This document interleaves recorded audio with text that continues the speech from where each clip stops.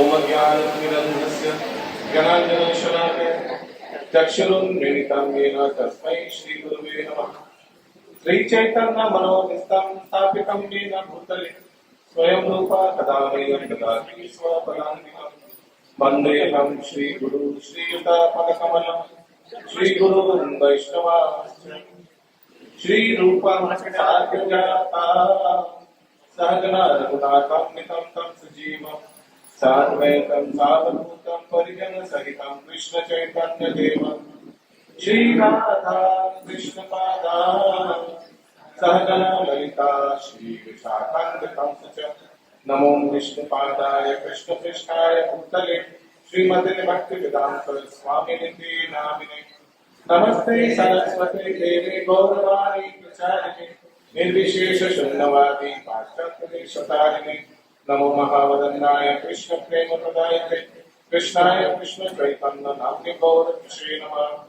हे कृष्ण करुणा सिंधु दीनबंधु जगत्पते गोपेशा कविता कांत राधा कांत नमस्ते तप्त कांचन गौरांगी श्री राधे वृंदावनेश्वरी वृषभानुसुते देवी प्रणमामि हरिप्रिये विलासनाय निवासाय नित्याय परमात्मने बलभद्र सुभद्राभ्यां श्री जगन्नाथाय ते नमः। जय श्री कृष्ण चैतन्य प्रभु नित्यानंद श्री अद्वैत गदाधर शिवाचार्य श्री गौर भक्त वृंद। हरे कृष्णा कृष्णा कृष्णा हरे हरे हरे राम राम राम हरे हरे।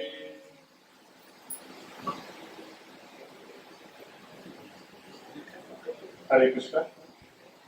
तो हम लोग ने दामोदर अष्टकम दामोदर लीला हम लोग ने अभी तक कैसे कैसे श्रवण किया। मैं जस्ट बता रहा हूँ। कोई हम लोग ने जिस ग्रेस मोहन गोविंद प्रभु उन्होंने जो दामोदर अष्टकम है उस अष्टकम का पैराग्राफ वाइज एक्सप्लेन करके भी हम लोग ने श्रवण किया। करेक्ट, दामोदर अष्टकम के एक पैराग्राफ वाइज।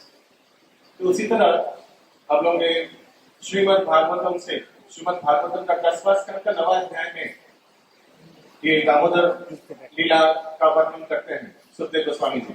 तो वो भी हम लोग ने श्रवण किया श्रीमद् भागवतम से। प्रभु ने आगे गोपाल चंद्र से भी श्रवण करवाया।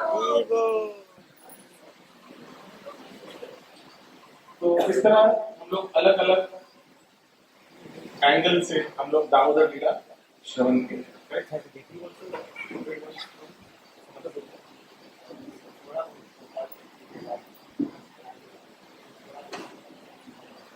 तो मैं सोच रहा था कि दामोदर लीला तो मैं भागवतम का ब्राउजिंग तो मैं देख रहा था भागवतम के 9वां स्कंद में। लेकिन हमने एक आश्चर्य चीज देखा। एक्चुअली हम लोग को मालूम है दामोदर लीला का फर्स्ट पार्ट यशोदा माँ कैसे कृष्ण को हाँ वो करेंगे हम लोग। बट हमने एक आश्चर्य चीज देखा आज के 10वां स्कंद में नल कुबेर और मणिग्रीव का उद्धार के बारे में लिखा हुआ है। वो अलग से पूछते हैं दामोदर लीला के बाद। परीक्षित महाराज पूछते हैं कि ये ऐसा क्यों स्थापित किया नारद मुनि ने। तो उस समय बहुत बताते हैं सुखदेव गोस्वामी जी की क्यों नल कुबेर और मणिग्रीव को स्थापित किया था नारद मुनि। तो उस अध्याय में 43 श्लोक यूज किया। हालांकि दामोदर लीला बताने में सिर्फ 23 श्लोक यूज किया। दामोदर लीला संक्षेप में बताया सुखदेव गोस्वामी जी। लेकिन नलकुबेर और मणिग्रीव का उद्धार 43 श्लोक डिटेल में और बीच में मुख्य पार्ट है, बहुत अमेजिंग पार्ट। वो है नारद मुनि का शिक्षा। नारद मुनि नलकुबेर और मणिग्रीव को श्राप देने के आगे बहुत अच्छा शिक्षा देते हैं। तो उसमें हम लोग ज्यादा हाईलाइट करेंगे, थोड़ा अलग प्रयास करेंगे। तो जैसे कि हम लोग को मालूम है दामोदर लीला ये दीपावली के दिन हुआ था। तो एज पर श्रीमद् भागवतम दामोदर लीला में उस दिन सुबह समस्त दासियां व्यस्त थे। अलग ग्रंथ में लिखा है कि यशोदा माँ ने सभी को छुट्टी दे दिया, ऐसे भी कुछ लिखा है कि दीपावली के दिन सबको छुट्टी दिया था। उसीलिए वो अकेली थी और अकेली दधि मंथन करना चाहते थे। लेकिन भागवत में दिया है कि सब दासियों से व्यस्त थे अलग अलग कार्यक्रम के लिए, अलग अलग सेवाओं में, तो यशोदा माँ ने अपना पुत्र के लिए दधि मंथन करने लगा। कृष्ण पास में ही सो रहे थे। तो जब यशोदा माँ ने दधि मंथन करना प्रारंभ किया, तो उस समय यशोदा माँ अपने पुत्र के ऊपर जो कीर्तन करते थे, पुत्र के कार्य के ऊपर जो कीर्तन करते थे, वो करने लगी।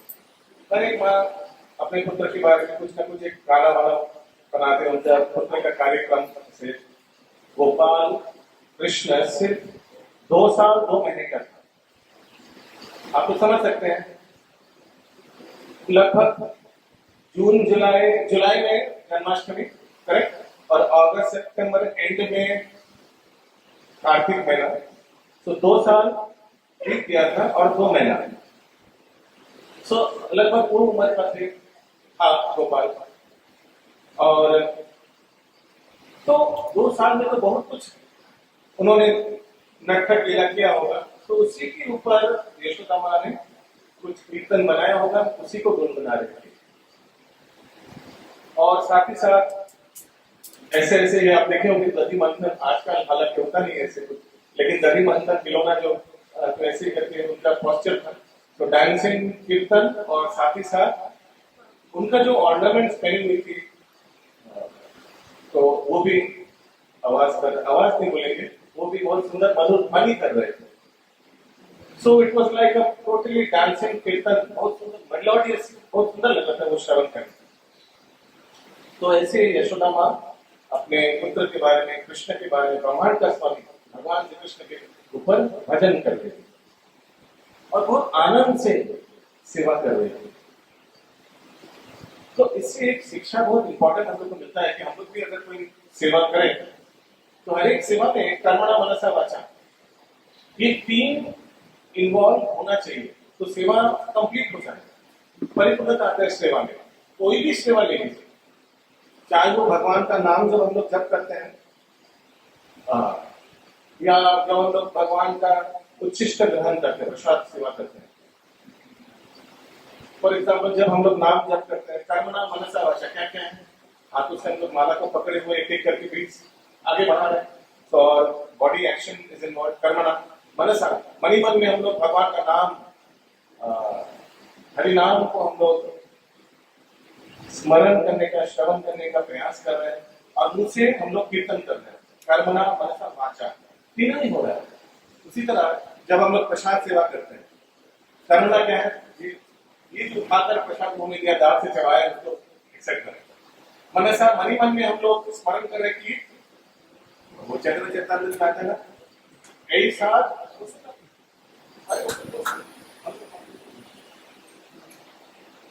तो ऐसा कृष्ण आस्वादिलो, तो भक्त लोग जब महाप्रभु के द्वारा उच्छिष्ट साथ महाप्रभु प्रसाद नहीं बोले, महाप्रभु भोजन लेके चले गए, तो जो उच्छिष्ट था वो साथ उठाकर जब भक्त लोग सेवा कर रहे थे, उन लोग को लगा कि ऐसा कृष्ण ने अभी आस्वादन किया, भगवान ने अभी भी खाया, वो उच्छिष्ट हमको मिल रहा है। तो ऐसा भक्त लोग को मनी मन में सोचना चाहिए जब प्रसाद ग्रहण करें, भगवान ने जस्ट तुरंत अभी खाया होगा, अभी भोग लगाया होगा, हमको उच्छिष्ट मिल रहा है। और मुंह से वाणी से हम लोग क्या, हम लोग महाप्रसादे गोविंदे नमो ब्राह्मणे वैष्णवे, ऐसे करके हम प्रसाद सेवा मंत्र बोलकर फिर प्रसाद ग्रहण करते हैं, है ना। वैसे कोई भी सेवा देखिए, कर्मणा मनसा वाचा इन्वॉल्व हो जाता है, नहीं तो सेवा इनकम्प्लीट रहता है। नहीं तो वो, मैं उदाहरण देता हूँ, सोचिए कोई सेवा में सिर्फ कर्मणा है, मनसा और वाचा नहीं है, तो कैसा रहेगा वो सेवा। एक उदाहरण देता हूँ, सोचिए कोई धाम दर्शन कर रहा है, कोई गोवर्धन परिक्रमा कर रहा है, ठीक है, ऐसे गोवर्धन बस 22 किलोमीटर ना, 22 किलोमीटर 3 घंटा में खत्म करना है, फटाफट खत्म करना है, 8 में 2.5 घंटा में खत्म करना फटाफट। बट कुछ वाचा नहीं है, मन से भी कुछ स्मरण नहीं है, तो वो एक रोबोटिक होगा, कुछ स्पेसिफिक एक मॉर्निंग वॉक जैसा हो जाएगा ना, उसमें कुछ मोनोटोनस, कुछ रूटीन जैसा रहेगा कि गोवर्धन परिक्रमा कर लेगा, हो गया।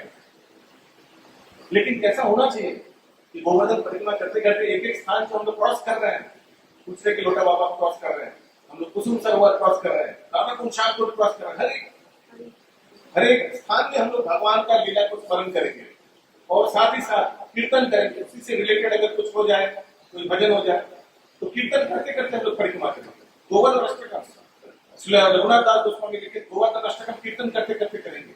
जय राधा जय कृष्ण जय वृंदावन, ऐसा करते करते हम लोग कीर्तन करेंगे, है ना।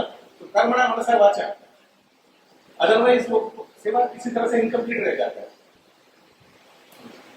तो और उल्टा भी अगर सोचिए कर्मणा नहीं है, मनसा वाचा है, सो वो अगर मिसिंग है, फॉर एग्जाम्पल क्या बताए, जैसे बहुत सिंपल एग्जाम राधेश्याम प्रभु बताते हैं कि सोचिए हम लोग जब बचपन में स्कूल में थे, फिजिक्स केमिस्ट्री बायोलॉजी ये तीनों क्लास भी होता था और स्कूल में तीनों का लैब भी होता था। लैब समझ रहे हैं? तो फिजिक्स में जो हम लोग को सिखाया जाता था, हफ्ते में एक दिन हम लोग को वही चीज लैब में जाकर दिखाया भी जाता था और बताया जाता था आप खुद करो। वैसे केमिस्ट्री में जो हम लोग को क्लास में सिखाया जाता था, वही लैब में भी हफ्ते में एक दिन हम लोग जाते थे ना लैब, केमिस्ट्री लैब में जाकर इसको जो भी है वो सब हम लोग करके देखते करते हैं, अपने हाथ से करके देखते थे। So whatever we used to learn, we used to apply.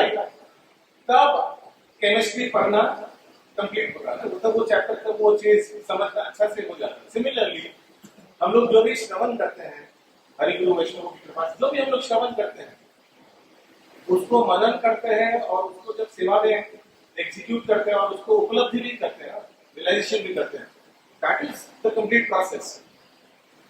Otherwise Srila Prabhupada कहीं बताते हैं कि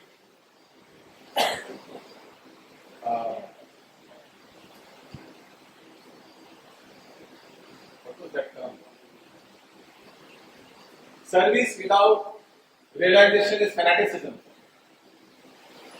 अगर कोई सेवा कर रहा है लेकिन क्यों सेवा कर रहे हैं, क्यों उनको कर रहे हैं, वो उतना ज्ञान नहीं है, बस सेवा कर रहे हैं, तो वो कुछ फैनेटिसिज्म जैसे हो जाता है, उसमें कुछ खोखलापन आ जाता है। उस व्यक्ति का कुछ His service is not backed by any philosophy.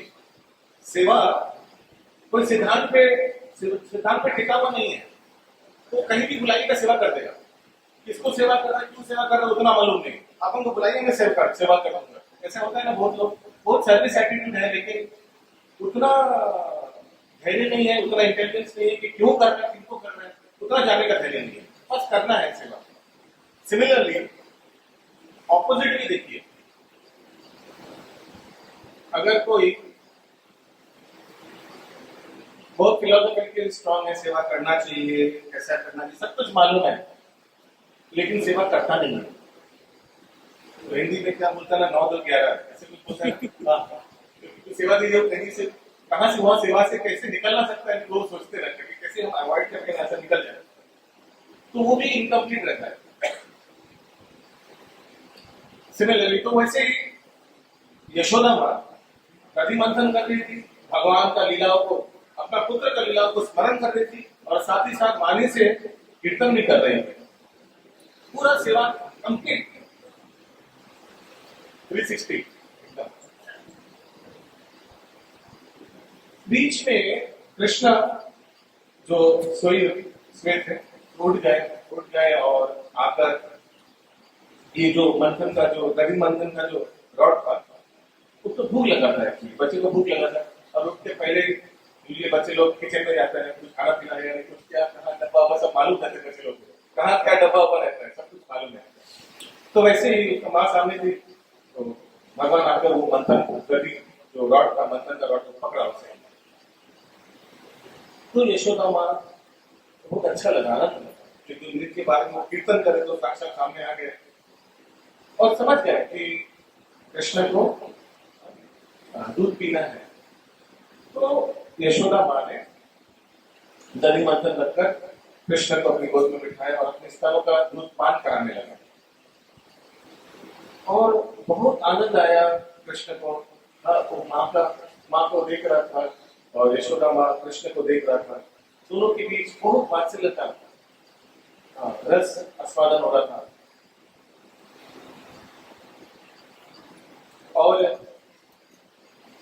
भगवान को, कृष्ण को बहुत आनंद आ रहा था मां का दूध पीने। यशोदा मां ने पास में जो रसोई था उसी में कृष्ण के लिए पद्मगंध दूध भी उबालने के लिए दिया था चूल्हा में। ये पद्मगंध दूध जो है वो बहुत स्पेशल दूध है। ये दूध में पद्म का स्मेल, पद्मगंध नाम से पता चलता है, शास्त्र में दिया है। ये दो स्मेल, पद्म का यानी कमल का स्मेल और तुलसी का स्मेल जिनको आस्वादन होता है वो बहुत महापुरुष है। Whoever can smell lotus and whoever can smell means get the fragrance of tulsi. बहुत लोगों को सूटेबल जाने कुछ है तो नहीं इसमें, तो बहुत कम लोगों को एक्चुअली तुलसी और कमल का स्मेल को अनुभूति करने का क्षमता रहता है। तो they are supposed to they are considered mahajan. महाजन बहुत महापुरुष कहते हैं, महाजन में महापुरुष। तो ये पद्मगंध गाय का दूध, स्पेशल गाय का दूध यशोदा माँ अपने पुत्र के लिए उबाल रहे थे। उबालने के लिए चूल्हा में रखी हुई थी बाजू में जो रसोई था। क्योंकि कान्हा थोड़ा 2 साल 2 महीने का हो गया, तो माँ का दूध के साथ साथ गाय का दूध भी पीना चाहिए। और ये तो स्पेशल गाय है। और श्रील प्रभुपाद तात्पर्य में कितना बार लिखते हैं कि व्हाई एवरीबडी भक्ति के प्रगति के लिए क्यों गाय का दूध बहुत इंपॉर्टेंट है। प्रभुपाद जी लिखते हैं कि it nourishes brain tissue which is very favourable for progressing in spiritual life. तो गाय का दूध पीना बहुत जरूरी है भक्ति में प्रगति के लिए। हालांकि मिलना आजकल बहुत दुर्लभ है, प्योर गाय का दूध मिलना बहुत दुर्लभ है, लेकिन पीना चाहिए। अगर मिले तो पीना चाहिए। इससे भक्ति का बहुत नरिशमेंट, ब्रेन टिश्यूज नरिश होता है, जिससे हम लोग शास्त्र तत्व समझने आसान होगा, उपलब्धि करने में आसान होगा। इसलिए गाय का दूध बहुत महत्वपूर्ण है। तो इसीलिए यशोदा माँ वो बाजू में जो रसोई था, हरे कृष्णा, तो उसमें उबाल में रही थी। लेकिन वो क्या हुआ, ज्यादा बॉइलिंग होने के बाद वो उफनने लगा और दूध ऊपर से गिरने लगा, चूल्हा वो आग में गिरने लगा। आचार्य लोग व्याख्या करते हैं कि दूध को लगा कि अभी तो कृष्ण माँ का दूध पी रहे हैं और बहुत आनंद आ रहा है उनको, तो फिर मेरे को तो नहीं पिएगा, कृष्ण का पेट भर जाएगा तो फिर चला जाएगा, तो फिर मेरा क्या रहेगा, मेरा जीवन में क्या और क्या मूल्य है। अगर भगवान का सेवा में नहीं लग पाया तो व्हाट इज द नीड। तो मैं आग में आहुति दे देता हूं अपने आप में। लेकिन कोई भक्त अगर ऐसा सोचे तो बाकी भक्त क्या उनको वैसा करने देगा? नहीं करने देगा ना। यही है शिव जगत, स्पिरिचुअल लाइफ का यही है, स्पिरिचुअल वर्ल्ड का, भगवान का धाम में यही है फर्क। जैसे यहाँ एक दूसरे से हम लोग ईर्ष्या करते रहता है, हम लोग रैट रेस के चक्कर में दूसरे को धक्का मार के आगे खुद जाना चाहते हैं। इसके विपरीत है भगवान के धाम में, जहां सब भक्त एक दूसरे को सहयोग करता है। They assist each other so that सब भगवान को अच्छा से सेवा कर पाए। उन लोगों का मेन उद्देश्य रहता है कि अंत हरितोषणम, भगवान को संतुष्टि आना चाहिए और साथ ही साथ भक्तों यानी सभी भक्तों को भी आनंद मिलना चाहिए। इसीलिए देखिए, हम लोग को मालूम है किस तरह जब भगवान के ऊपर सर दर्द हो रहा था ना, तो इसने बताया था कि गोपियों की चरण धूलि से, किसी की भी चरण धूलि से अगर भगवान के सर में दिया जाए जैसे कुछ, तो भगवान ठीक हो जाएंगे, भगवान का सर दर्द चला जाएगा, ऐसे कुछ था। राधा रानी बताई थी क्या? और हम लोग ने देखा एक एक करके सबसे मांगने गया, नारद मुनि मन मांगने गया था ना, तो सबने बोला नहीं दे तो दूंगा, फिर मेरा क्या होगा, फिर मेरा क्या होगा, सब इसे पता रहता मेरा क्या होगा, मेरा क्या होगा। और लास्ट में जब ब्रज में जाकर नारद मुनि ने मांगा, तुरंत कोई सोचा ही नहीं, ठीक है दे तो देंगे, इसके बाद मेरा क्या होगा, कोई सोचा नहीं मेरा क्या होगा। उन लोग को यही था कि भगवान का सर दर्द तो ठीक हो जाएगा, तुरंत भी ले लो। तो नारद मुनि ने पूछा, तुम दे तो रहे हो लेकिन मालूम है तुम्हारा क्या होगा? अब कैसे, हाउ डेयर यू, क्या ऑडेसिटी, क्या हिम्मत। ऑडेसिटी को हिंदी में क्या बोलते हैं, क्या आस्पर्धा, बांग्ला बोले की आस्पर्धा क्या बोलते हैं हिंदी, क्या एनीवेज व्हाटएवर। हाँ तो क्या हिम्मत तुम अरे बोलो थैंक यू आई बड़ी क्या आप भगवान को अपने चरणों की धूली दे रहे हैं? हाँ कोई बात नहीं, भगवान का सर दर्द तो ठीक हो जाएगा, उसके बाद मेरा क्या होगा परवाही ले, गुजराती में बोलते हैं परवाही ले, उसके बाद मेरा क्या होगा वो देखा जाएगा। लेकिन भगवान का सर दर्द जल्दी ठीक होना चाहिए, भगवान को कोई कष्ट ना आए। तो वैसे ही यशोदा माँ ने सोचा कि कोई एक भक्त, क्योंकि चिन्मय जगत में हर एक व्यक्ति हर एक चीजों का भी व्यक्तित्व रहता है। हरे कृष्ण, धन्यवाद वेलकम। तो चिन्मय जगत में हर एक चीजों का व्यक्तित्व रहता है, ये भी एक अंतर है भगवान के धाम में और हम लोग के जड़ जगत में। यहाँ जड़ भी है बहुत चीजों, जैसे ये माइक जड़ है, ये ब्रेड, तो वैसे ही चिन्मय जगत में एवरीथिंग इज पर्सोनिफाइड।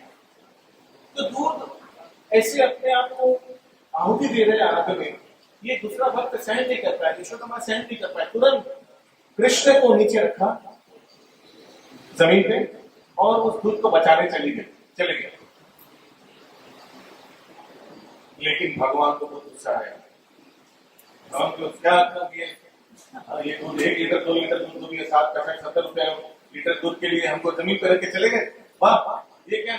और भगवान इतना आनंद से दूध पान कर रहा था, बीच में ऐसे करके रख के चले गए, अचानक रख के चले गए ना, वो होता भी तो अचानक भी उफरने लगा ना, तो अचानक रख के चले गए तो उनको बहुत कैसा लगा उनको, और इतना आनंद से वो पान कर रहे थे दूध, वो भी सुबह सुबह भूख लगा उस समय, अतृप्त था भगवान। तो उन्होंने रख के यशोदा माँ ने उस दूध को बचाने गई, ज्यादा समय तो नहीं लगा, सिर्फ जाकर उसको चूल्हा से उतार के नीचे रखा था, हार्डली कुछ सेकेंड्स लगा होगा। लेकिन वो कुछ सेकेंड्स में कृष्ण ने, जो सिर्फ 2 साल 2 महीने का था, उन्होंने देखा कुछ करना पड़ेगा। जैसे हम लोग भी गुस्से में कुछ करते हैं ना, सामने वाले को चोट पहुंचाने के लिए, या तो शब्द से या तो कार्य से। तो कृष्ण ने क्या किया, सामने जो मटका में एकदम फ्रेशली चर्न्ड बटर था, नोनी फ्रेशली चर्न्ड, जो इतना परिश्रम करके माता ने बनाया, पत्थर लिया उसको तोड़ दिया, उससे माखन खाने लगा, और लगा कि और भी कुछ करना चाहिए, ये काफी नहीं है, और भी कुछ करना चाहिए। तो उन्होंने क्या किया, फिर बकाया चलने लगा। हालांकि तब 2 साल 2 महीने का बच्चा तो भागा दौड़ भी करता है, लेकिन फिर भी उन्होंने बकाया चला, क्योंकि मक्खन बिखरा हुआ था, तो भगवान का पद चिन्ह भी पड़ने दिया, लगने गया, जमीन पे लगते लगते किया। और उन्होंने बाजू में जो कक्ष था उसमें गए, वो रूम जो था वो स्टोर रूम जैसा था, और जैसे यहाँ पंखा लटक रहा है वैसे उस रूम में मक्खन चीटी में लटक रहा था, समझ रहे आप लोग, वैसे इसी तरह लटक रहा था। ऊपर क्यों ऐसे क्यों रखते थे उन लोग, ब्रजवासी लोग मक्खन को ऐसे क्यों रखते थे?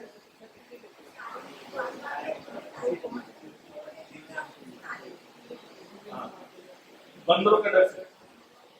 हाँ, ऐसा रखने से बंदर कैसे लेगा बताइए हमको, बहुत डिफिकल्ट है, ले पाएगा क्या ऐसे रखने से? नहीं ले पाएगा। और आपको तो मालूम है ना ब्रज में कितना बंदरों का उत्पात है, यहाँ बहुत लोग चश्मा पहन के बैठे हुए हैं, वहां तो उनको लग रहा है लेंस पहनना भी मुश्किल हो जाएगा तो लोग पता देखो लेंस पहन रहे। तो वैसे ही इसे छिपी पे टंगा हुआ था, तो कृष्ण को लगा कि और भी कुछ करना चाहिए, इट्स नॉट इनफ, सिर्फ एक मटका ही तो तोड़ा, और भी कुछ करना चाहिए। तो क्या किया, उसमें तो पहुंच नहीं पाएगा, छोटा ही तो है बालक, तो वहां सामने एक उठल था। आपने ये उठल के लिए लाया क्या? ये उठल जैसे दिखता है कुछ, ये जो छोटा जो भी है, हमारी छोटा उठल जैसा है, तो इसी का कुछ बड़ा लंबा वर्जन था उठल। वो धान कूटने के लिए लगता है, dhan to remove the chaff from the rice. समझ में आ रहा है आपको? धान का जो कवरिंग रहता है ना, उसको हटाने के लिए जैसे कुछ आवाज होता है, हम लोग देखे होंगे, अभी तो देखेंगे कैसे। और वो राइस बहुत अच्छा भी होता है, वो एकदम फ्रेशली उखल वाला राइस अभी मिलना भी बहुत मुश्किल है। हम लोग ने एक बार आधी सप्तग्राम लिया था, वहां श्री रघुनाथ दास गोस्वामी का श्रीपाठ है। वरुण प्रभु हरि बोल, बैठिए ना, अपना घर ही समझिए। तो ये आदि सप्तग्राम में हम लोग ने एक बार रघुनाथ दास गोस्वामी का भजन कुटीर दिया था। वहां का जो जिंदर था, उन्होंने हम लोग को उखल वाला एकदम फ्रेशली निकला हुआ राइस बनाकर खिलाया। वो रेड कलर का आया था, रेड कलर का मीन्स अनअडल्टरेटेड, कुछ नहीं मिश्रित किया हुआ, एकदम original rice, reddish pinkish colour का।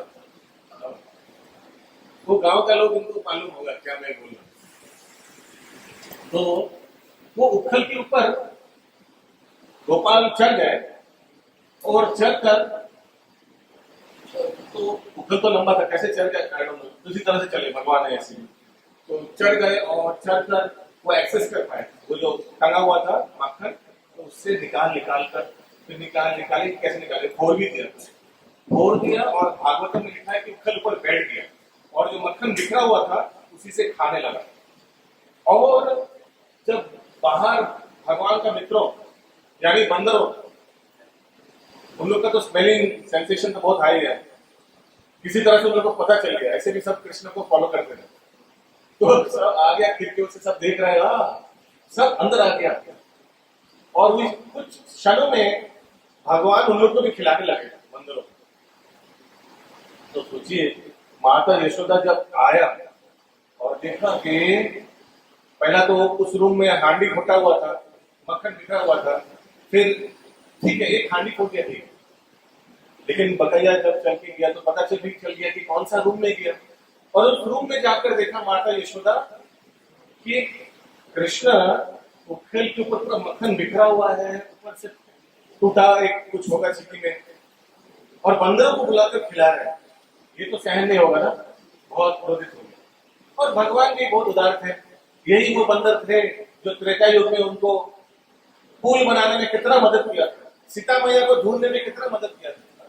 चारों दिशा में 4 टीम भेजा था भगवान ने, रामचंद्र जी ने सीता मैया को ढूंढने के लिए, है ना। और बहुत कंडीशन भी रखे थे, आप लोग टाइमली वापस नहीं आओगे तो मार देंगे, ऐसे कुछ था। भगवान ने नहीं देखा था, एक्चुअली वो लीडर जो सुग्रीव ने रखा था, शर्त रखा था कि टाइमली आना है वापस, ये टाइम दे रहा हूँ, इस टाइम के अंदर। पहले तो वो खुद ही भूल गया था क्या करना है, वो खुद ही इंद्रदीप्ति में लिप्त हो गया था। जब बाद में उनको लक्ष्मण जी ने वार्निंग दिया, मालूम हो आप लोग रामायण में, तो फिर बहुत स्ट्रिक्ट रूल्स बनाया था चारों बंदर का टीम को, टाइमली वापस भी आना है। और बंदर टीम की सहायता से ही एक्चुअली दक्षिण दिशा में जो गए थे उन लोग को सीता मैया का खोज मिल गया। और बाद में हम लोग को मालूम है किस तरह पुल बनाया ये बंदर बानर सेना ने, और भगवान रामचंद्र जी ने सीता मैया को उद्धार किया। तो भगवान एक्चुअली ऋणी थे उन लोग के प्रति। तो भगवान ने बोला कि मैं तुम लोग का ऋण अगले युग में, त्रेता के बाद द्वापर युग में तो हम जरूर चुकाएंगे। तो इस तरह से भगवान सब बंदरों को बुलाकर मक्खन खिला देता। आप समझ सकते कैसा वो सीन था। और अचानक यशोदा माँ आया तो देखा, इस बहुत क्रोधित हो गया। लेकिन फिर राधा भी छोटा था तो उसको लगा कि ठीक है कोई बात नहीं, लेकिन थोड़ा सबक भी सिखाना चाहिए, क्योंकि आस्ते आस्ते खाना बड़ा हो रहा है। नहीं तो आसपास के पड़ोसी में तो ऐसे भी कंप्लेंट बहुत आ चुका है, क्या बोलेगा नहीं तो कि माता पिता गैर जिम्मेदार है, बच्चा को शासन नहीं करता है, कोई स्ट्रिक्टनेस नहीं है एकदम। तो यशोदा माँ ने क्या किया, एक छड़ी उठा ली और ऐसे करके जब भगवान इधर उधर देख रहा था कि यशोदा माँ आया क्या नहीं आया, अचानक ऐसे आप देखते हैं वो फोटो जहाँ कृष्ण ऐसे करके मुड़ रहा है और यशोदा माँ ऐसे करके छड़ी उठाए हुआ है। उनका आंख में कितना आतंक था, टेरिफाइड आईज कि माता यशोदा कभी भी आएगा तो तिरस्कार करेंगे। और जब उन्होंने मुड़ा देखा यशोदा माँ आ गई है और उनके हाथ में छड़ी है, तो भगवान ने उधर से छलांग मारा, उखल से छलांग मार के नीचे और भागने लगा। जो अभी बकैया चल रहे थे भागने लगा, ठीक है, भागने लगा। यशोदा माँ थोड़ा हैवी बॉडी था उनका, थोड़ा हेल्दी बॉडी थी, तो उन्होंने भी पीछे हरे कृष्ण उन्होंने भी पीछे पीछे भगवान कृष्ण को, अपने पुत्र को पकड़ने के लिए बहुत प्रयास किया।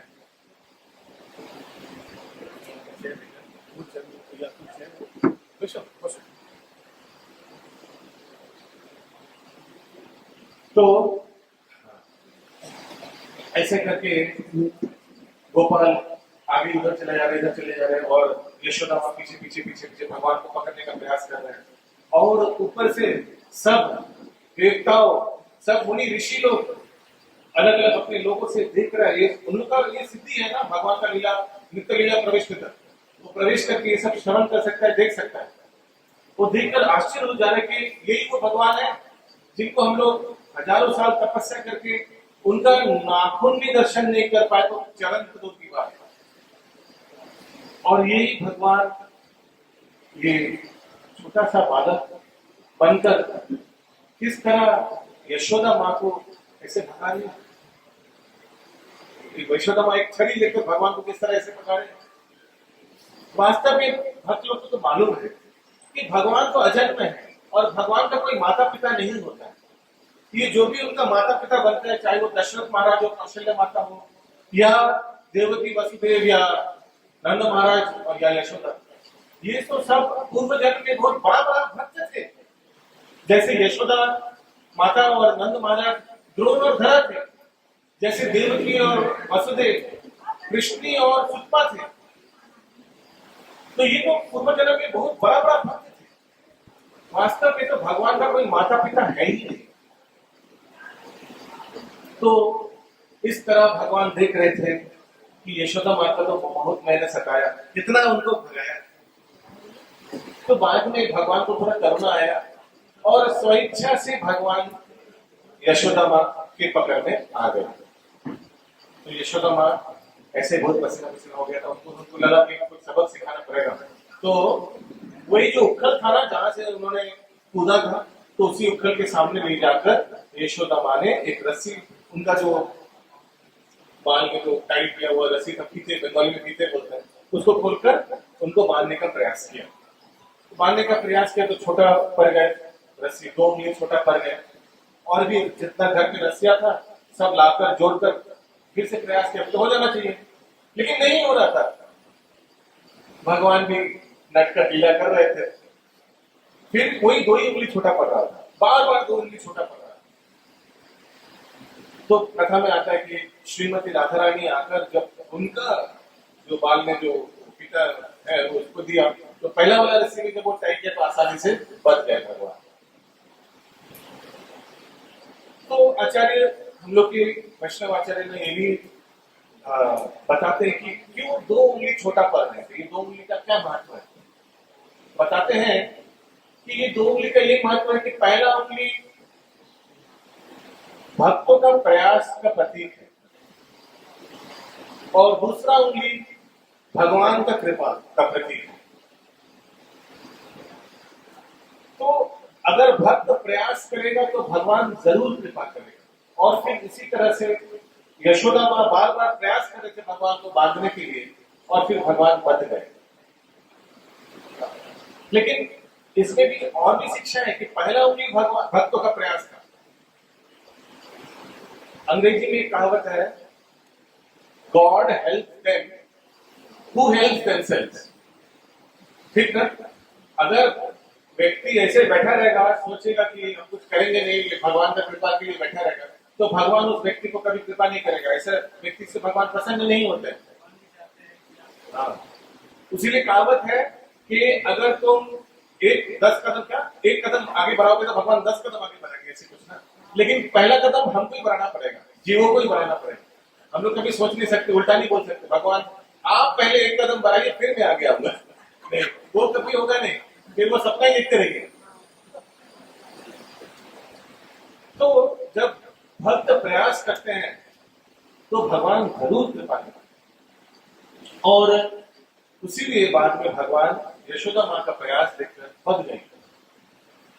तो यशोदा माँ इसके बाद थोड़ा सोचा कि कुछ देर ऐसे बंधे रहे, तो शिक्षा देना चाहिए, और खुद अपना जो घर का कार्य था वो करने गए। और इसके बाद कृष्ण बहुत एक छोटा बच्चा 2 साल का एक जगह तो ज्यादा देर रहेगा नहीं, है ना। हम लोग बड़े भी एक जगह ज्यादा देर बैठ नहीं पाते। तो वो फिर क्या किया, उसी उखल को लेकर बकैया चलने लगे। भगवान बकैया चल रहा था, सोचा कि और भी कुछ करना पड़ेगा, हमको बांध लिया, बांध कैसे रख दिया। और जब भगवान को ऐसे बांध के रखा था ना, सब वानर बाहर और भगवान का जो मित्र थे सब देखकर, हाँ बहुत अच्छा हुआ, वेरी गुड, बाल बाल सब बहुत अच्छा लगा, पनिशमेंट दे रहा है गोपाल को, बहुत हम लोग के साथ गिरोगिरी दिखाता है। जब हम लोग हार जाते हैं तो हम लोग कंधे पे लेके घुमाता है, और जब ये कान्हा हार जाते हैं तो हम लोग को कंधे पे लेके नहीं घुमाता है। ये क्या आता है, कौन सा वो श्लोक आता है, गुस्से में एक दिन मधुमंगल तो बोल ही दिया भगवान को, जब भगवान ने मना किया कि नहीं नहीं मैं कंधे पे नहीं ले सकता तुमको, तो मधुमंगल ने बोला तुम्ही कौन बोलो, आमी तुम्ही क्षमो। It's like who the hell you think you are, you and me we both are same. हम हारेंगे तो तुमको कंधे पे लिया, तुम हारा तो तुमको भी मेरे को कंधे पे लेना पड़ेगा। तुम भी ग्वालपाल के पुत्र हो, मैं भी ग्वालपाल के पुत्र है, वी आर बोथ काउहर्ट मिलते हुए। तो ऐसा मत समझो तुम कोई बड़े लोग हो। ये श्लोक आता है, तुम्ही कौन बड़े लोग, आमी तुम्ही क्षमो, जैसे मधुमंगल गुस्से में भगवान को बोलते हैं। तो अभी अच्छा से उनको लगा कि अच्छा हुआ, इसको पनिशमेंट मिला, अच्छा हुआ। हम लोग को डेली भगाता है, आज खुद पकड़ में आ गया। यशोदा माँ ऐसे बांध के रखी उनको, अभी भगवान थोड़ी उधर वेट करेगा। भगवान तो चलने लगे बकैया, और चलते चलते उसी घर के बाहर नंद महाराज के बहुत बड़ा बगीचा था, और वो बगीचे में तो बहुत बड़ा बड़ा यमल अर्जुन वृक्ष था। यमल यानी जुड़वा, अर्जुन दोनों एक साथ, जुड़वा माने दोनों एक साथ, हालांकि दोनों एक साथ ही स्थापित हुआ था, तो दोनों एक साथ वृक्ष था, बहुत बड़े बड़े वृक्ष था। तो मैं ये शॉर्ट में बता रहा हूँ क्योंकि आने वाले लॉन्ग में बताएंगे। और भगवान ने उसी वृक्ष के बीच से चले गए, उनको लगा कि और ज्यादा कुछ करना चाहिए। भागवत में लिखा है, भगवान को लगा कि इट इज नॉट इनफ, और भी कुछ ज्यादा रटखट करना चाहिए, कुछ एक्टिविटीज। तो भगवान ने वो उखल को पीछे पीछे उखल आ रहा था, समझ में, भगवान के कमर पे तो बंधा हुआ था, तो भगवान बकैया चल रहा है, पीछे पीछे उखल ऐसे ऐसे करके चल रहा है। तो भगवान गोपाल को छोड़ा था, दोनों यमल अर्जुन वृक्ष के बीच से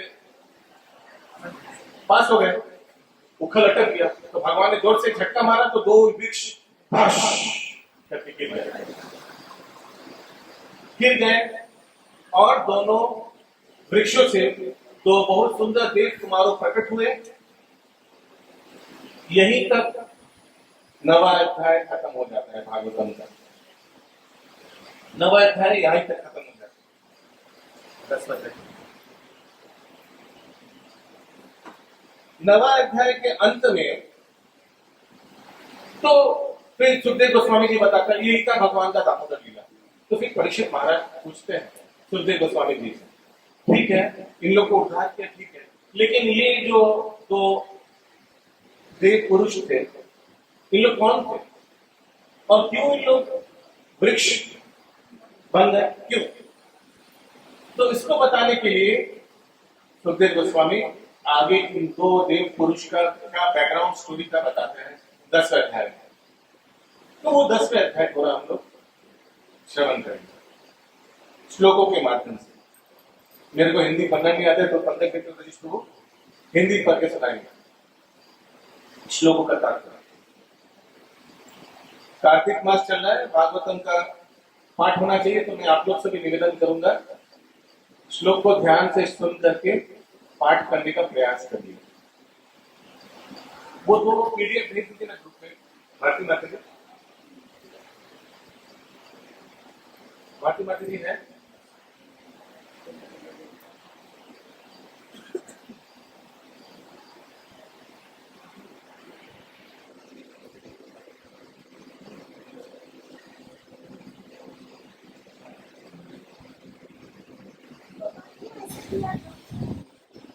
ये तो लिखा नहीं इनको ऐसे दिया, लेकिन ये अनुमान कर सकते हैं कि सिर्फ 23 श्लोक है दामोदर लीला के लिए, और नल कुबेर और मणिकृत का उद्धार में 43 श्लोक है, तो शायद वो ज्यादा उससे उससे ज्यादा शिक्षाएं मिलते हैं। आप देखिएगा नारद मुनि का शिक्षाएं क्या स्ट्रॉन्ग शिक्षाएं, wonderful, it is worth listening. वो सब श्लोकों का श्रवण करना बहुत जरूरी है, इसीलिए धैर्य से सुनिए और डिस्ट्रैक्शन मत होइए, आप लोग फायदे में रहिए।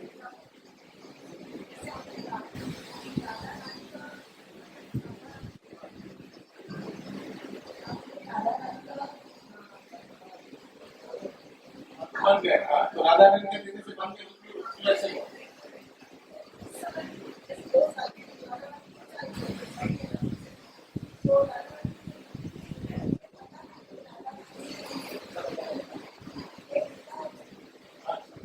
तो भगवान का अंतरंग शक्ति प्रकाशिनी है राधा रानी, श्रीमती राधा रानी।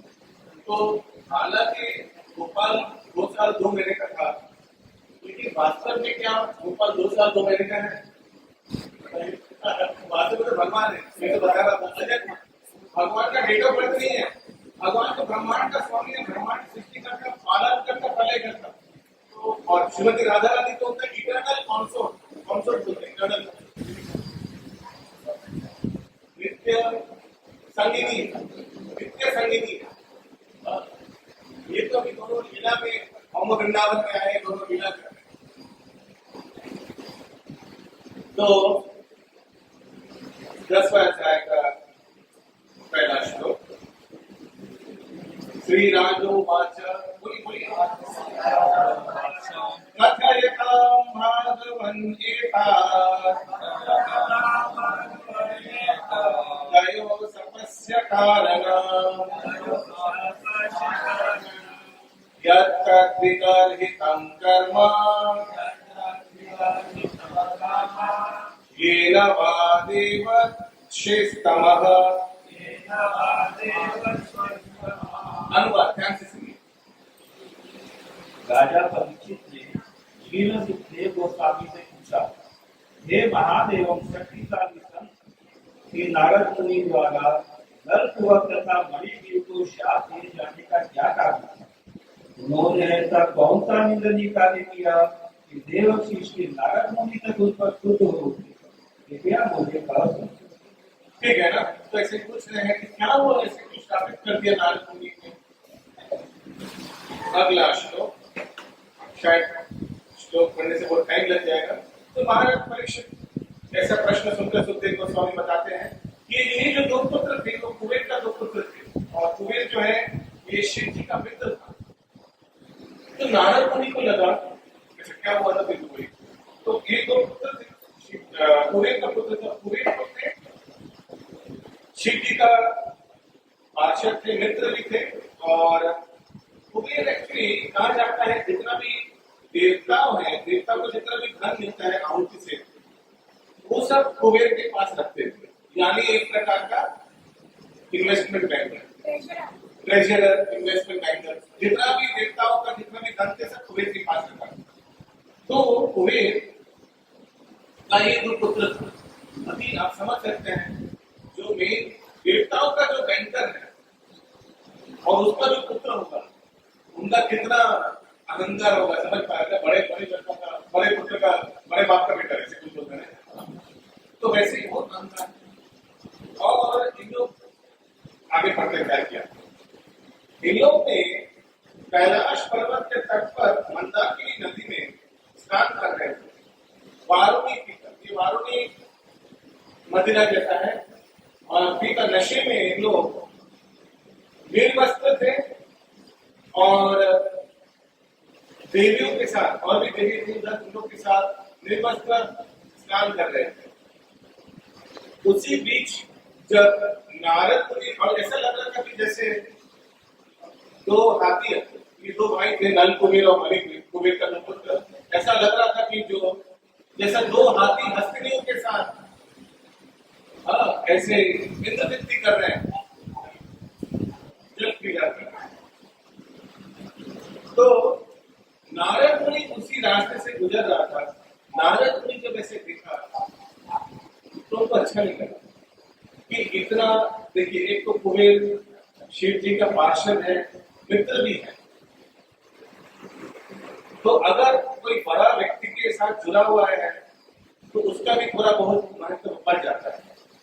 और ऐसा बड़ा व्यक्ति का पुत्र ऐसे नग्न अवस्था में जल क्रीड़ा कर रहा है और नारद मुनि सामने से गुजरा, तो ये जो देवियों थे उन्होंने अपने शरीर को ढक लिया, लज्जा से अपने शरीर को ढक लिया, लेकिन कुबेर का पुत्र ने कुछ परवाह नहीं की।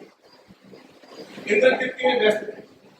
इंद्रदीप्ति में व्यक्ति इतना मदोन्नत हो जाता है कि सामने से इतना महान एक देवर्षि जा रहा है, लेकिन अपना निर्वस्त्र है तो ऐसे ही कोई फर्क ही नहीं पड़ा। शराब में थे, शराबी मैंने एकदम शराब में चूर थे। तो नारद मुनि को लगा, यहाँ लिखते हैं प्रभुपाद जी कि नारद मुनि को बहुत बुरा लगा कि इतना महान व्यक्ति का पुत्रों का ऐसा हालत, तो हमको कुछ ना कुछ करना ही पड़ेगा।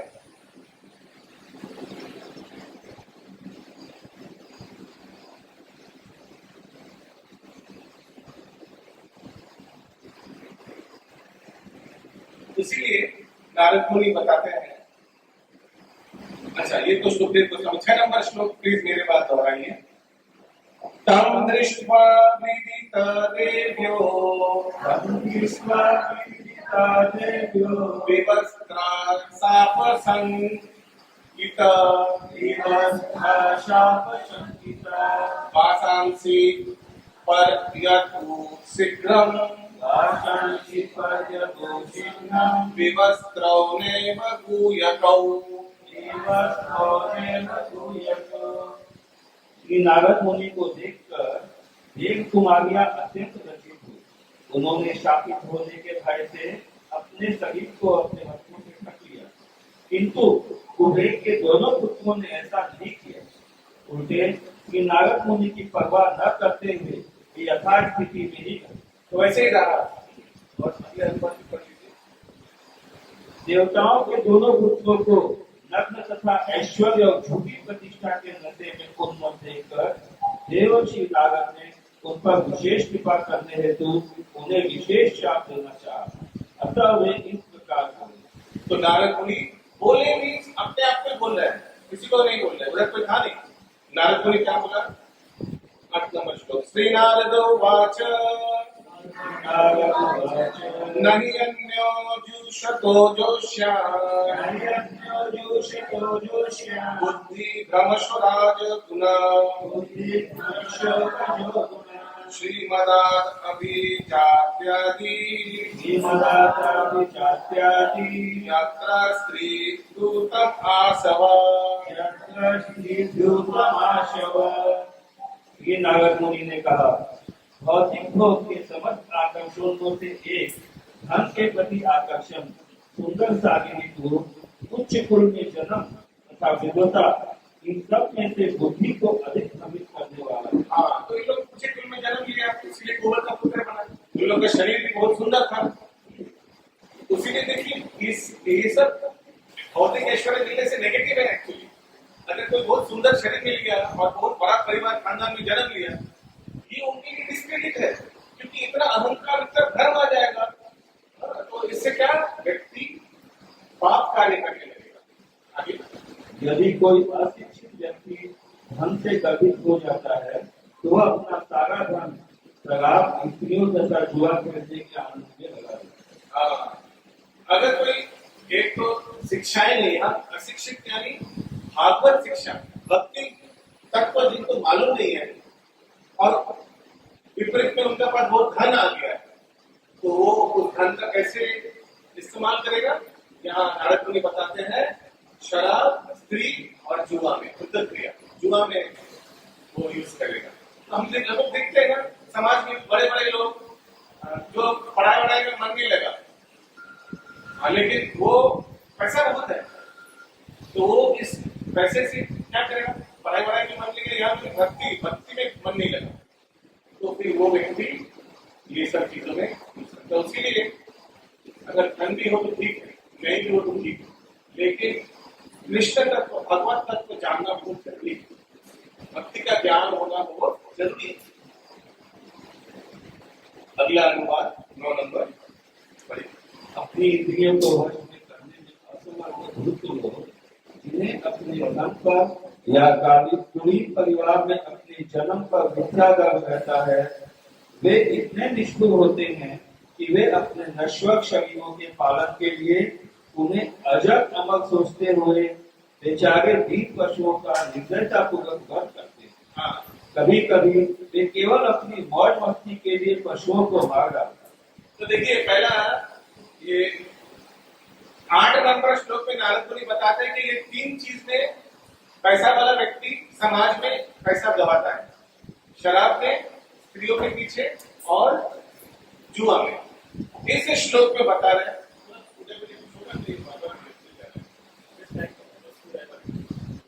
और इस श्लोक में बता रहे हैं कि ऐसा व्यक्ति क्या करता है, पशुओं को, निर्दोष पशुओं का हत्या करता है और हत्या करना में मजा भी लेता है, मजा भी लेता है। तो आप लोग देखिएगा समाज में कैसे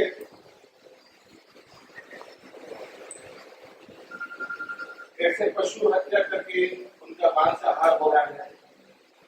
विदेशों में हम लोग देखते हैं कैसे अलग अलग पशुओं का हत्या हो रहा है और गाय का हत्या हो रहा है और बहुत ऐसा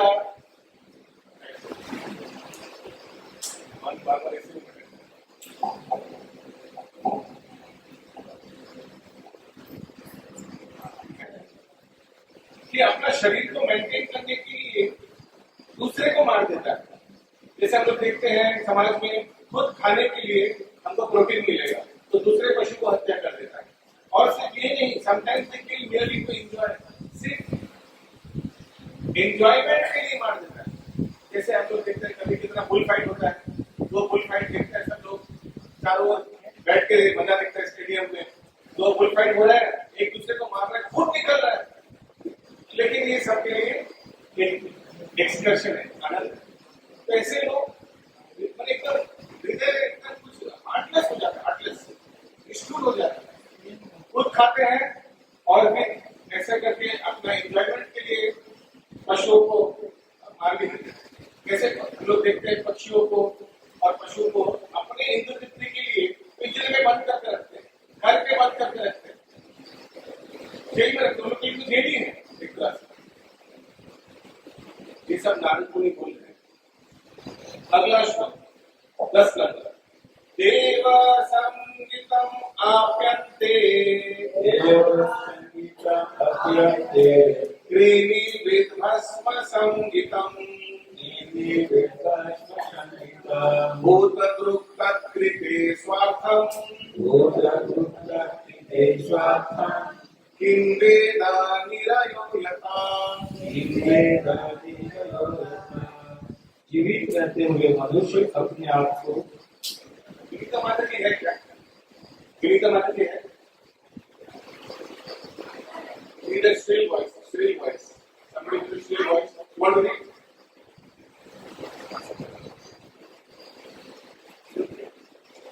स्टोरी पढ़िए प्लीज, बहुत ध्यान से श्रवण कीजिए, बहुत इंपॉर्टेंट श्लोक है। मुझे इतना अच्छा लगा तो इसीलिए इससे हमको ये चर्चा होना चाहिए। क्या जीवित रहते हुए मनुष्य अपने को बड़ा आदमी, मंत्री, राष्ट्रपति या देवता सोचते हुए अपने शरीर पर गर्व कर सकता है, किंतु वह चाहे जो भी हो, मृत्यु के बाद उसका शरीर की मन या राख में परिणत हो जाता है। अरे जितना बड़ा बड़ा जीवन रहती है उतना बड़ा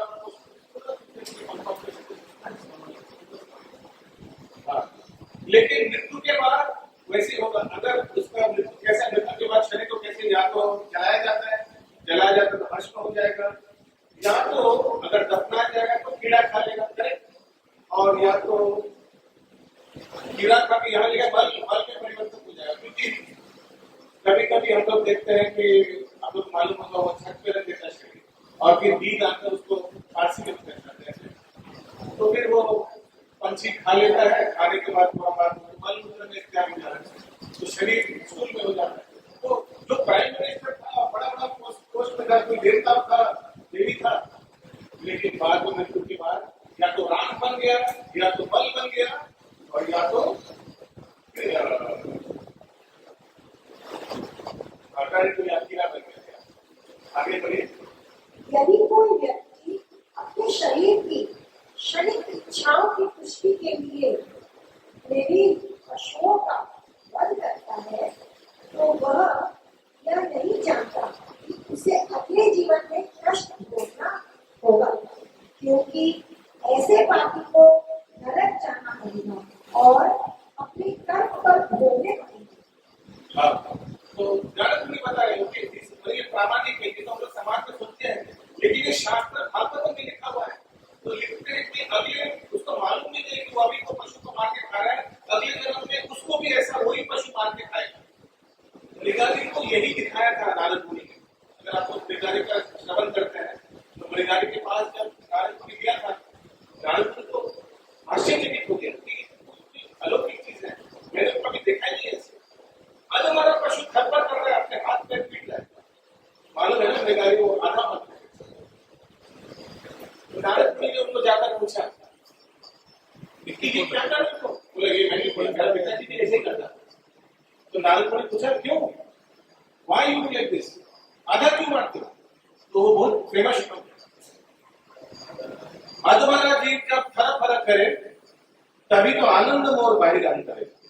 जब अधवारा जीव हाथ पैर पीटता है इसलिए मैं आधा मारता हूँ, तो मेरे को हृदय में बहुत आनंद आता है हम लोग को देखता है। यही तो लिखा हुआ श्लोक में। नारद मुनि तो यही बता रहा है कि व्यक्ति लोग समाज में जब एक दूसरे को पशु मार रहा है, हत्या कर रहा है, वो गेम्स देखने में बहुत आनंद लेते हैं। They feel very happy to see such a game. वाह, एक दूसरे को मार रहा है, देखो कितना खून बह रहा है, कितना बात, कितना हम लोग के लिए कितना सुंदर एंटरटेनमेंट है। तो इसका रिजल्ट क्या है ये भी लिखते हैं। नारद मुनि बता रहे हैं कि अगले जन्म में वही पशु उसको मार के खाएगा।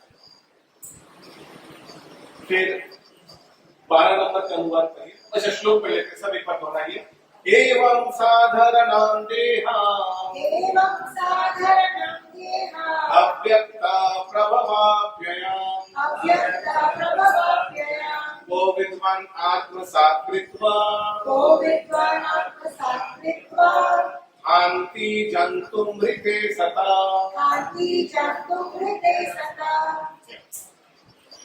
यह शरीर आखिर अव्यक्त प्रकृति द्वारा उत्पन्न किया जाता है और नष्ट होकर पुनः प्राकृतिक तत्वों में विलीन हो जाता है।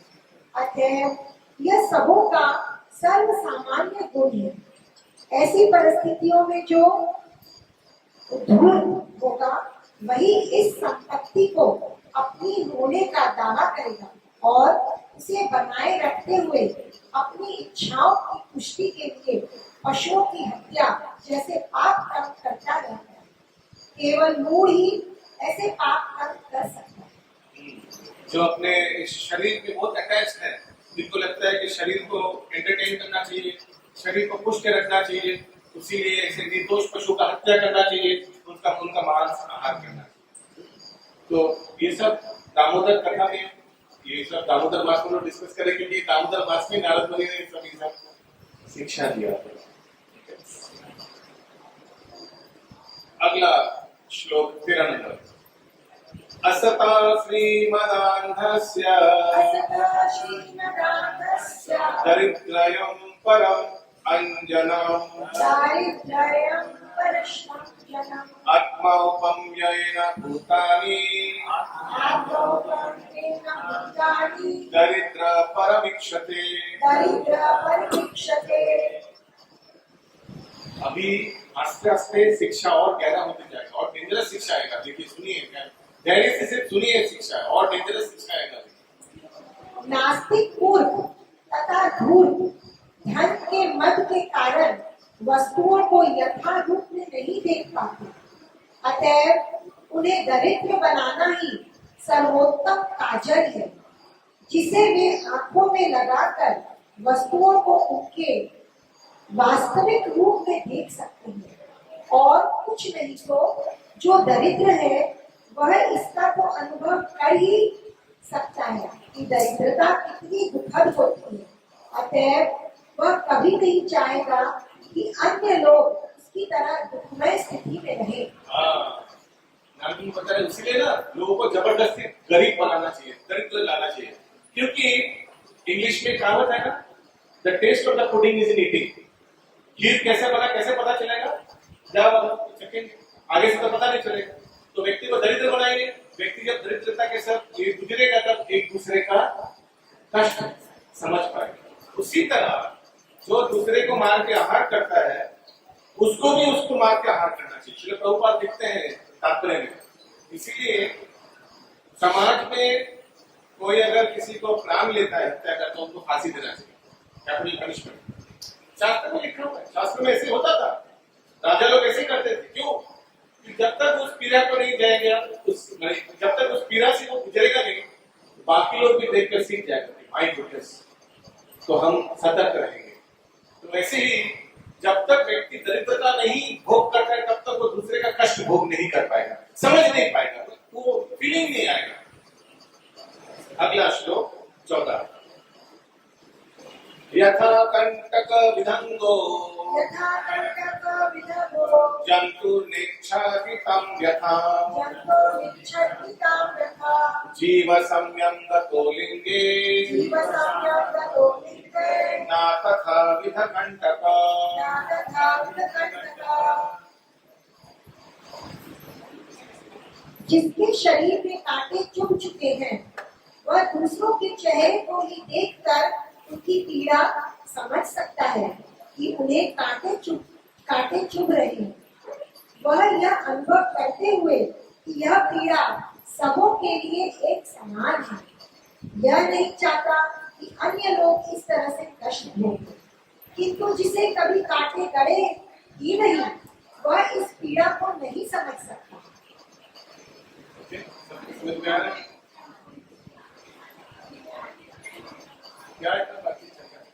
हरिवल प्लीज शांत रहिए थोड़ा। हरिवल ओके, अगला श्लोक प्रणीत है, बात करने 15 नंबर। दरिद्रो निरहाम स्तंभो मुक्त सर्वमदेरिह मुक्त सर्वमदेरिह पृच्छाम यत्पृच्छयत् नोति तद्धि तस्य परम तपः।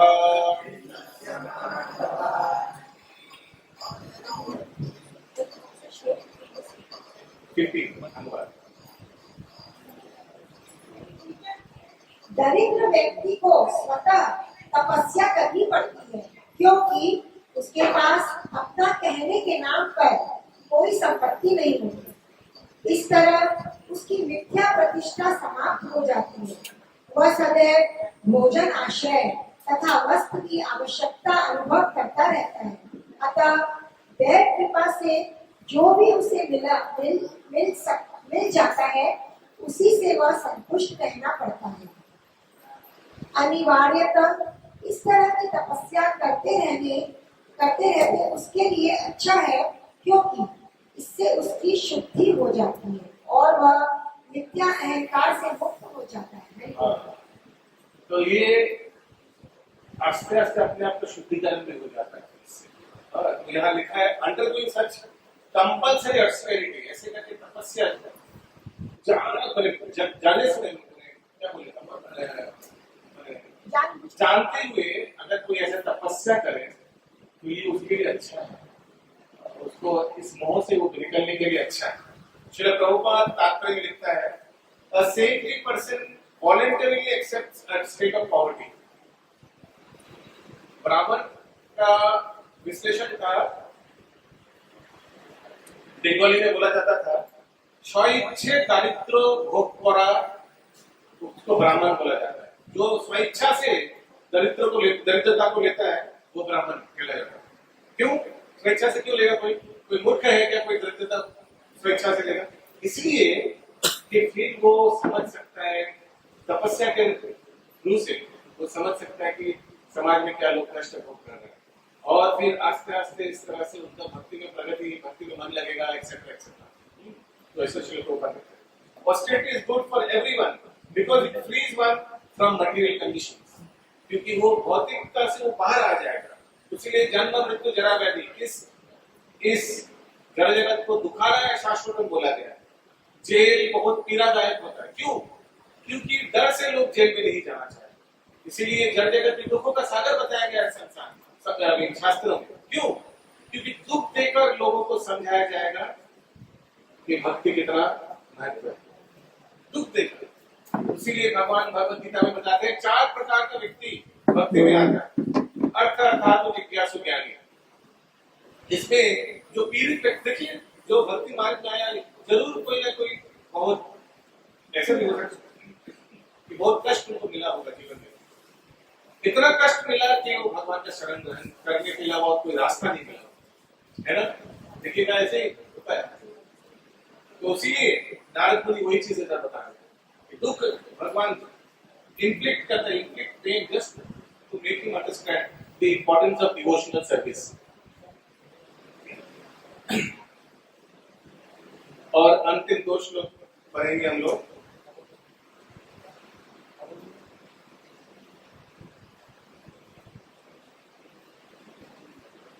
19 नंबर में आइए। तमहम मतयोर्मद्वया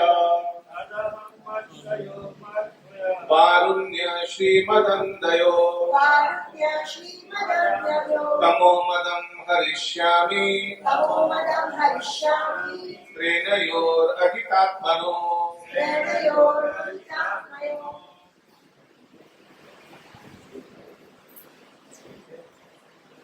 इसलिए ये दोनों व्यक्ति वारुणी या माधवी नामक शराब पीकर तथा अपनी इंद्रियों को वश में न रख सकने के कारण स्वर्ग के ऐश्वर्य गर्व से अंधे और स्त्रियों के प्रति अनुरक्त हो चुके हैं। मैं उनको इस झूठी प्रतिष्ठा से विहीन कर दूंगा। आगे बढ़िए, अनुवाद और दूसरा अनुवाद 20-22 का अनुवाद। ये दोनों युवक नलकुबर तथा मणिग्रीव भाग्यवश महान देवता कुबेर के पुत्र हैं, किंतु मिथ्या प्रतिष्ठा तथा शराब पीने से उत्पन्न उन्मत्तता के कारण ये इतने पतित हो चुके हैं कि नंगे होकर भी यह नहीं समझ पा रहे हैं कि वे नंगे हैं। अतः वृक्षों की तरह रहने वाले वृक्ष नंगे होते हैं किंतु चेतन नहीं होते। इन दोनों युवक को वृक्षों का शरीर मिलना चाहिए, यही इनके लिए समुचित दंड होगा। फिर भी वृक्ष बनने से लेकर अपने उद्धार के समय तक इन्हें मेरी कृपा से अपने विगत पाप कर्मों की याद बनी रहेगी। यही नहीं, देखिए अभी नारद मुनि बोले श्रापित तो कर रहे, लेकिन इनको लास्ट में उनका कृपा मिलेगा। क्यों? क्योंकि इनका उद्धार कौन करेगा? साक्षात भगवान करेगा इनका उद्धार। तो हम लोग देखते ना किस तरह भगवान गोपाल 2 वृक्षों के बीच से चले गए और उखल अटक गए, तो भगवान ने जोर से झटका मारा तो वो उखल दोनों वृक्षों को गिरा देता है। तो इस तरह से भगवान इन दोनों को शाप से मुक्त कराता है। तो क्या लगता है आप लोग को, नारद मुनि का श्राप था या एक्चुअली उनके लिए कृपा था? कृपा, एब्सोल्युटली blessing in disguise। जो भगवान, सोचिए क्या था इन लोग का हालत, और इन लोग को भगवान को दर्शन करने का मौका मिला, वो भी ब्रज लीला में कृष्णचंद्र। आगे फिर भी वृक्ष बनने से लेकर अपने उद्धार के समय तक इन्हें मेरी कृपा से अपने विगत पाप कर्मों की याद बनी रहेगी। यही नहीं, मेरी विशेष कृपा से देवताओं के 100 वर्ष बीतने के बाद ये भगवान वासुदेव का दर्शन कर सकेंगे और भक्तों के रूप में अपना असली स्वरूप प्राप्त कर सकेंगे। तो ये एक स्पेशल कृपा उन लोग को किया जो भरत महाराज को भी किया था।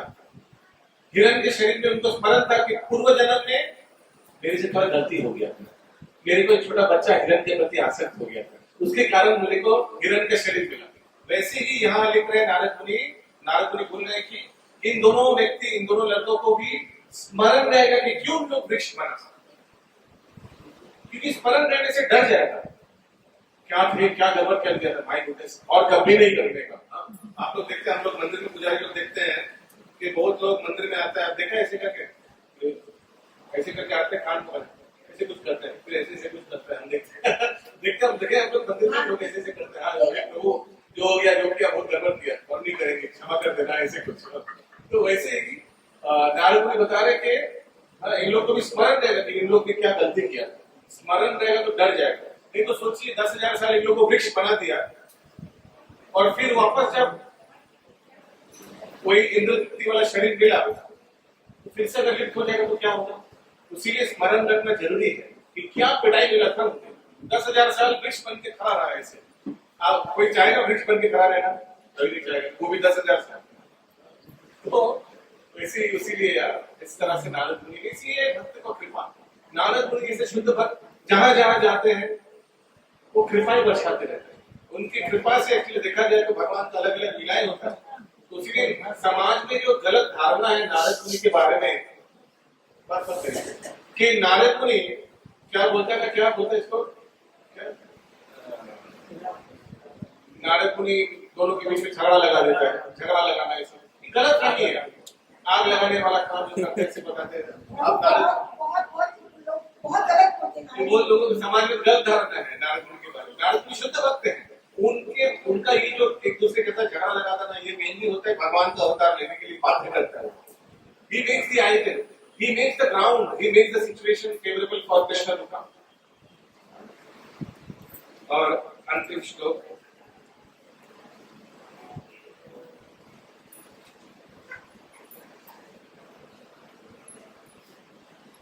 इसका कथा फल था है।